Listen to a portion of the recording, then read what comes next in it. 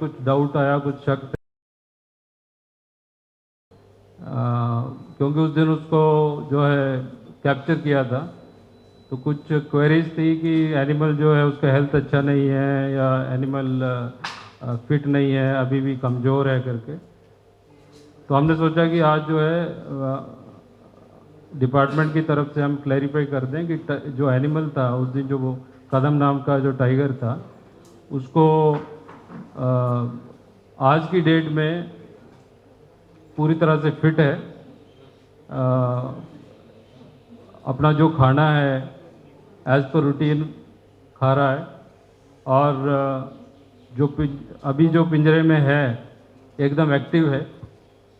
तो किसी भी प्रकार की कोई चिंता का विषय नहीं है। मीडिया की तरफ से और सिविल सोसाइटी को हम ये एक संदेश पहुंचाना चाहते हैं कि जू अथॉरिटीज़ ने पूरा प्रिकॉशन लेके उसको कैप्चर किया था। आज की तारीख में टाइगर एकदम फिट है।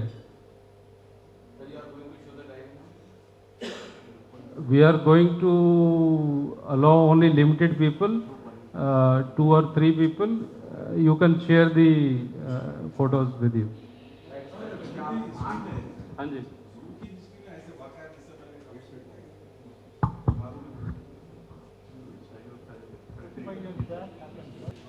Only one incident has happened.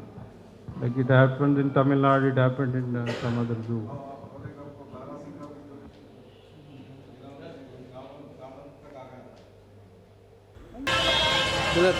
कौन आ रहा? पूरों को बढ़ा दे रहे हैं